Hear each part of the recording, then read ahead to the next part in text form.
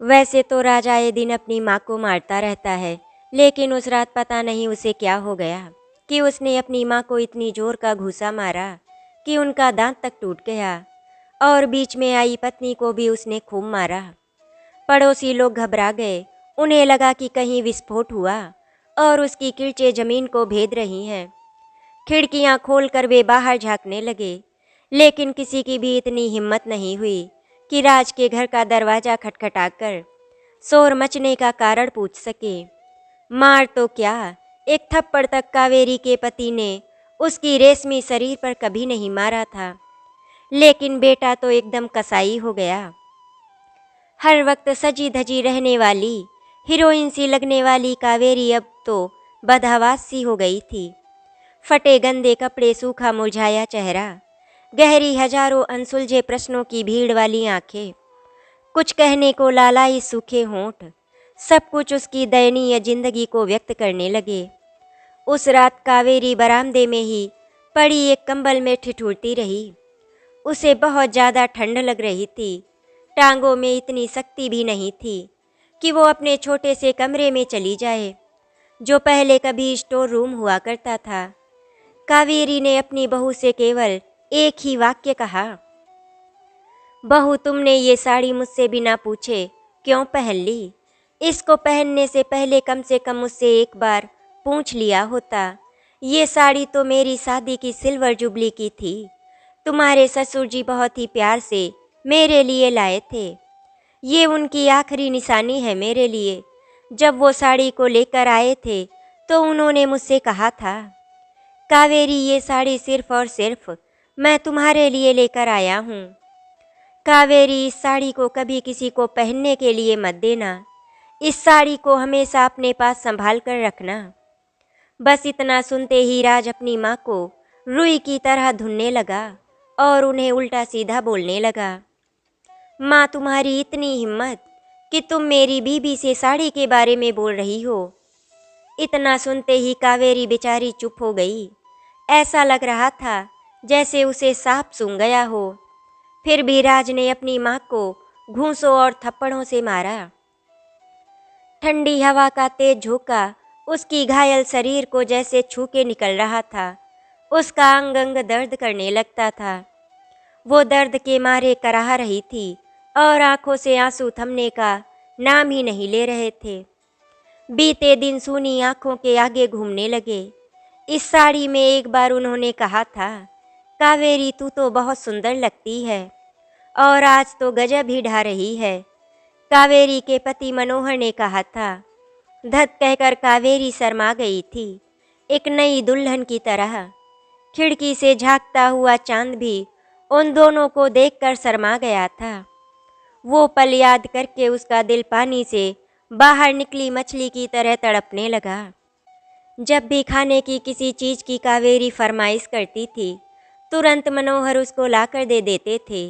बात बात पर कावेरी से कहा करते थे, कावेरी तू चिंता मत कर, ये घर मैंने तेरे नाम ही लिया है और बैंक में 5 लाख रुपए फिक्स डिपॉजिट भी तेरे नाम पे कर दिए हैं।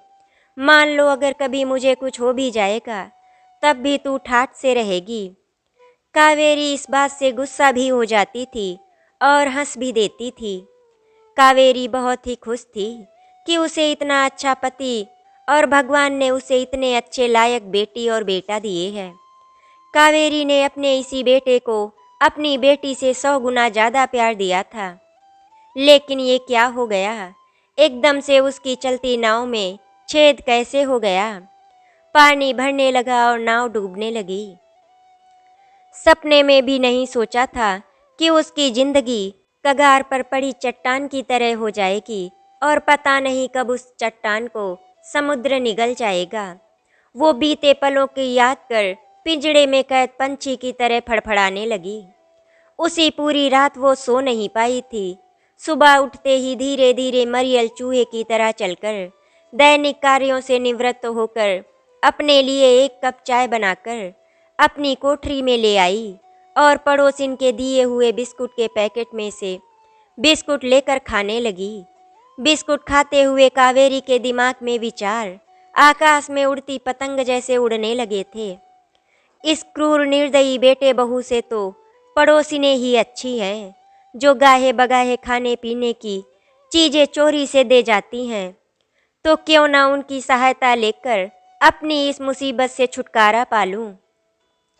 कावेरी अपने मन में सोच रही थी, तभी एक बार फिर एक और विचार बिजली की तरह कौंधा। क्यों ना अपनी बेटी को सब कुछ बता दूं, और क्या पता वो मेरी मदद कर दे।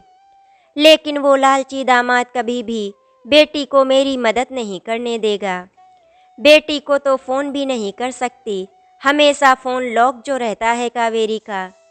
घर से भाग भी नहीं सकती थी, दोनों पति पत्नी ताला लगाकर नौकरी पर जाते हैं। बस इन्हीं सब विचारों की पगडंडी पर चलते हुए ही कावेरी ने कराहते हुए स्नान कर लिया और दर्द से तड़पते हुए हाथों से ही उल्टी सीधी चोटी गूंथ ली। बेटे बहू का हंसी मजाक ठिठौली की आवाजें गरम पिघलते शीशे की तरह कावेरी के कानों में पड़ रही थी। वहाँ वो सजे सजाए साफ सुथरे कालीन बिछे बेडरूम में सोती थी, और कहाँ अब बदबूदार स्टोर रूम में फोल्डिंग वाली चारपाई पर सोती है। छी छी, इतना सफ़ेद हो जाएगा राज का खून, उसने तो कभी सपने में भी नहीं सोचा था। महंगे से महंगा कपड़ा पहनाया उसे, बढ़िया से बढ़िया खाने की चीज़ें खिलाई राज को। उसकी हर जिद हर चाहत को कावेरी और मनोहर ने पूरी की। शहर के महंगे इंग्लिश कॉन्वेंट स्कूल से, फिर विश्वविद्यालय से राज ने अपनी शिक्षा ग्रहण की। कितनी मेहनत से, कितनी लगन से मनोहर ने इसे बैंक की नौकरी की परीक्षाएं दिलवाई। जब ये पास हो गया तो दोनों खुशी के मारे फूले नहीं समाये थे। खोजबीन करके जान पहचान निकाली, तब जाकर इसकी नौकरी लगी, और मनोहर के मरने के बाद ये सब कुछ भूल गया। काश ये जन्म ही नहीं लेता, मैं निपूती ही सुखी थी। इसके जन्म लेने के बाद मेरे मना करने पर भी 150 लोगों की पार्टी मनोहर ने खूब धूमधाम से की थी। बड़ा शरीफ, सीधा साधा और संस्कारों वाला लड़का था, लेकिन पता नहीं इसने क्या खा लिया और इसकी बुद्धि भ्रष्ट हो गई, जो राक्षसों जैसा बर्ताव करता है मेरे साथ। अब तो इसके पंख निकल आए हैं। प्यार, त्याग, दया, मान सम्मान की भावनाएं तो इसके दिल से गायब ही हो गई हैं। जैसे अंधेरे में से परछाई। रसोई से आ रही मीठी मीठी सुगंध से कावेरी बच्ची सी मनचली हो गई। हिम्मत की सीढ़ी चढ़कर धीरे धीरे बहू के पास आई। बहू, क्या बनाया है? बड़ी अच्छी खुशबू आ रही है। पता नहीं कैसे दुनिया का नया आश्चर्य लगा कावेरी को बहू के उत्तर देने के ढंग से। माँ जी, गाजर का हलवा बनाया है, खाएंगी? आइए बैठिए। हक्की बक्की बावली सी कावेरी डाइनिंग चेयर पर बैठ गई। एक प्लेट में हलवा रखा था, दूसरी प्लेट में गोभी के गरम पराठे। नाश्ता देते समय सहित सी मीठी बोली में बहू बोली, अरे माँ जी, खाने की इतनी भी क्या जल्दी है? पहले इन कागजों पर साइन कर दीजिए, फिर नाश्ता कर लीजिएगा माँ जी। नहीं बहू नहीं, मैं साइन नहीं करूँगी। अच्छा, अब मेरी समझ में आया, ये आदर, ये प्यार इस लालच में किया जा रहा था। छी छी, तुम लोगों ने तो रिश्तों को नीलाम कर दिया है। मैं चाहे मर जाऊँ, चाहे मुझे कुछ भी हो जाए, लेकिन मैं साइन नहीं करूँगी। कावेरी बहुत देर तक यही बड़बड़ाती रही। जाइए जाइए माँ जी, लीजिए सूखी ब्रेड और चाय, मत करिए साइन, हमें क्या, और जब ये आ जाएंगे तब इनकी मार भी खाइएगा। और बहू हंसते हुए वहाँ से चली गई। बहू के शब्द कावेरी को तीरों से भी ज़्यादा घायल कर गए थे। वो बाहर से अंदर तक लहूलुहान हो गई थी। मरती क्या न करती। कावेरी को भूख बहुत तेज लगी थी। रोती रोती सूखी ब्रेड चाय में डुबोकर खा लिया और सोचती रही, लानत है ऐसी जिंदगी पर। गाजर का हलवा भरवा पराठे खाकर क्या मैं तेरी गुलाम बन जाऊं? नहीं, ऐसा कभी नहीं होगा। मैं अपाहिज नहीं बनना चाहती। मैं अपना सब कुछ तुझे दे दूं और फिर मैं अपाहिज बन जाऊं? ये कभी नहीं हो सकता। बुदबुदाती हुई कावेरी ब्रेड और चाय से संतुष्ट हो गई। कावेरी के मन ने कहा, भाड़ में जाए तेरा हलवा और पराठे। मैं अपने ज़माने में बचा हुआ हलवा पराठे और पूरी मेहरी तक को खाने के लिए दे देती थी। कावेरी अपनी बहू को आंखें फाड़ फाड़ कर देख रही थी। सास की पीड़ा दुख व्यथा से बहू अनजान सी अपने कामों में व्यस्त थी। चाय नाश्ता करके उसने अपना लंच बॉक्स तैयार किया और फिर गुनगुनाती हुई सिल्क की साड़ी और उसी रंग की मैच करती माला पहनकर कॉलेज चली गई। बाहर से घर में ताला लगा दिया। बाहर से ताला बंद कर हर रोज ही कॉलेज चली जाया करती थी। और तो और टेलीफोन भी लॉक कर दिया जाता था, लेकिन उस दिन वो टेलीफोन लॉक करना भूल गई। कावेरी ने हर रोज की तरह पूरा घर देखा, हर चीज लॉक थी, यहाँ तक कि फ्रिज में भी ताला लगा हुआ था। हाँ, बहू कावेरी के लिए डाइनिंग टेबल पर 4 सूखी रोटी और अरहर की दाल बनाकर रख गई थी। अनलॉक टेलीफोन देखकर कावेरी के दिल में खुशी का खेत लहराने लगा। वो एक छोटे बच्ची की तरह खुश हो गई। अब तो पड़ोसिन को फ़ोन कर दूंगी, वो मुझे इस घर से बाहर भागने में मेरी सहायता कर देंगी। उस समय कावेरी के अंदर 1000 हाथियों की ताकत ने जन्म ले लिया था। शरीर का दर्द भी कपूर की तरह उड़ गया था। आंखों में हीरे सी चमक उत्पन्न हो गई। सबसे पहले तो उसने पड़ोसिन को फ़ोन किया। हेलो, कौन बोल रहा है? मैं बोल रही हूँ आंटी, रिया ने पलटकर पूछ लिया। लेकिन आंटी, आप फ़ोन कैसे कर रही हैं? क्या आज आपका फ़ोन लॉक नहीं है? खुशी में झूमती हुई कावेरी बोली, हाँ हाँ बेटी, आज फ़ोन लॉक नहीं है। सुनो, तुम इस समय बाहर का ताला तोड़कर आ जाओ, तब तक मैं तैयारी करती हूँ। कैसी तैयारी आंटी? सुनकर रिया को बहुत ही आश्चर्य हुआ। बेटी, तुम्ही ने तो उस दिन कहा था कि आप यहाँ से भाग जाओ आंटी, किसी और शहर या बेटी के पास। हाँ हाँ, कहा तो था, लेकिन आंटी आप कहाँ जाएंगी? मैं कानपुर अपने भाई के पास जाऊंगी। वो बस स्टेशन पर लेने आ जाएगा, फिर सब ठीक हो जाएगा। बेटी, अगर मैं नहीं गई तो वो मुझसे ज़बरदस्ती मार पीट कर नशा पिलाकर साइन करवा लेगा। और कावेरी फूट फूट कर रोने लगी। और क्या आंटी, बताओ ना। और फिर मुझे दूध में पड़ी मक्खी की तरह निकाल कर ये लोग बाहर फेंक देंगे। बोलते हुए कावेरी की आवाज़ कांप रही थी। पूरा का पूरा शरीर कांपने लगा था। उसका शरीर जवाब दे रहा था, लेकिन फ़ोन रखकर उसकी हिम्मत सांस लेने लगी। उसके अंदर आशा फिर से जीवित होने लगी। जल्दी जल्दी अलमारी खोलकर अपने कपड़े, रुपए और वसीयत के कागज निकाल लिए और पर्स ले लिया। ढंग से सिल्क की साड़ी पहनकर दरवाजे के पास अटैची लेकर खड़ी हो गई। पत्थर से ताला नहीं टूटा तो रिया ने हथौड़ी से ताला तोड़ दिया। कावेरी दरवाजे के पास ही खड़ी थी, एक और जेल से छूटे कैदी की तरह। खुशी कावेरी के दिल में थी, तो दूसरी ओर अपना घर, अपना घोंसला छोड़ने का दुख उसे खाए जा रहा था।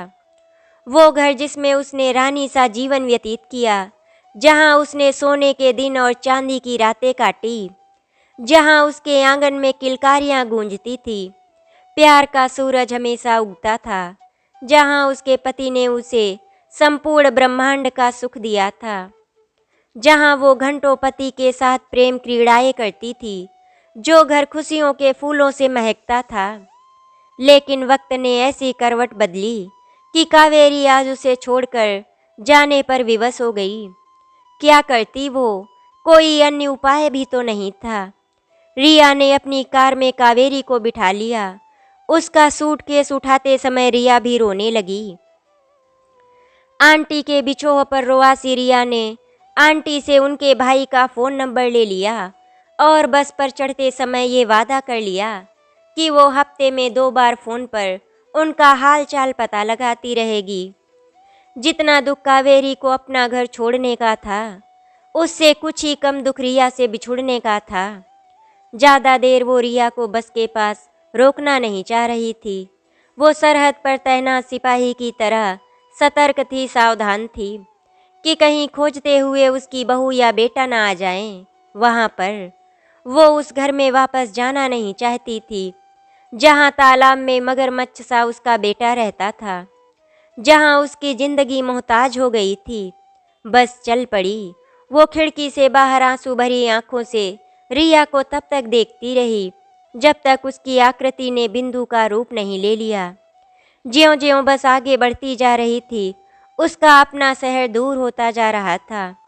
वो शहर जहाँ वो 16 श्रृंगार करके अपने सुहाग के साथ आई थी। उसे लगा उसकी जिंदगी एक नदी है जिसने अपना रास्ता बदल लिया है, और वो एक गांव है जो पीछे छूट गया है।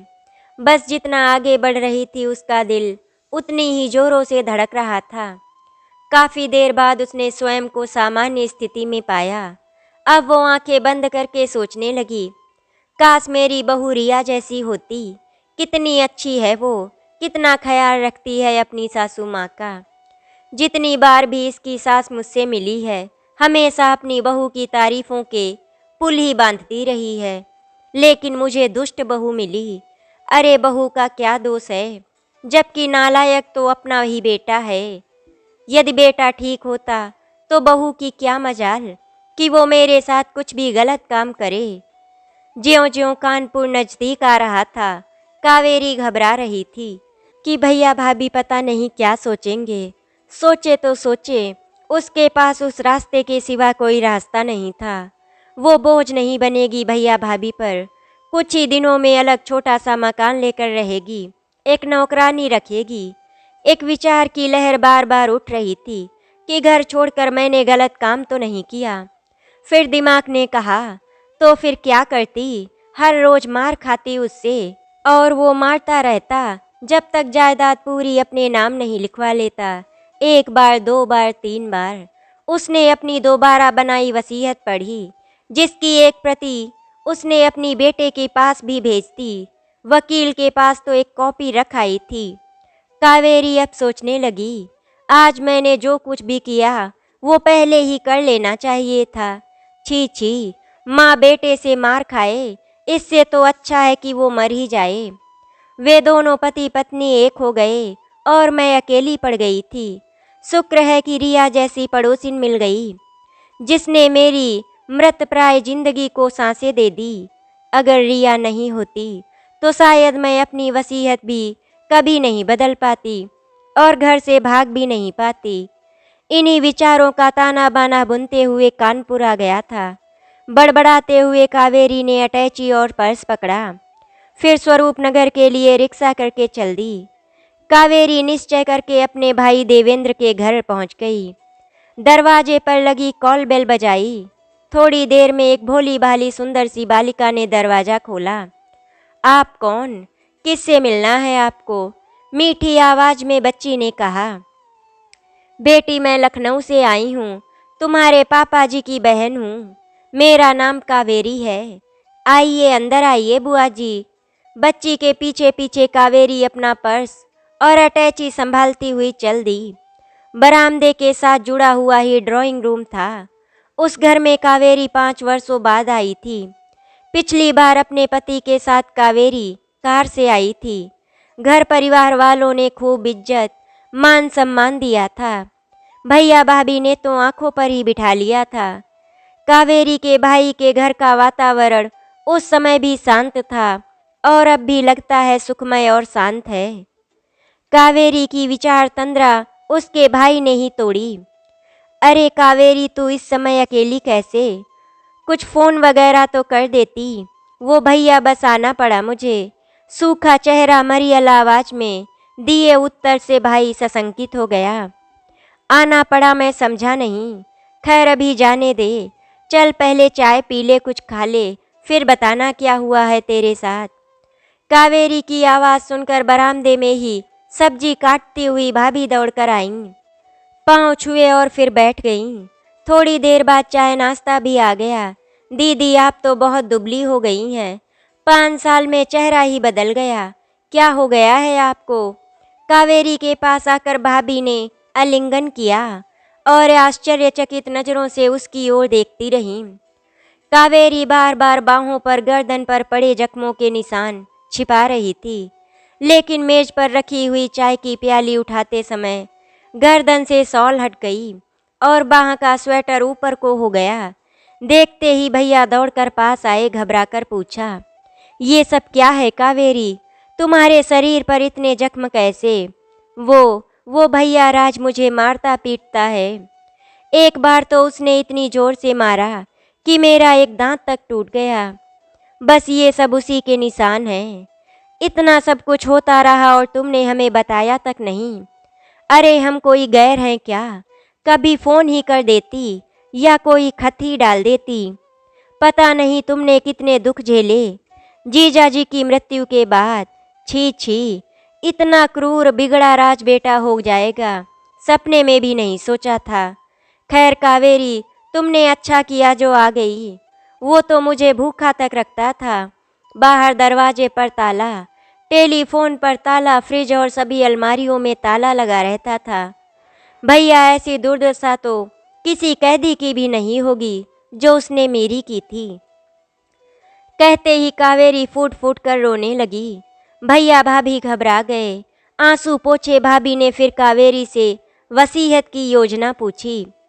थोड़ी देर बाद स्वयं पर काबू पाकर कावेरी ने अपनी नई वसीयत उन दोनों को दिखा दी।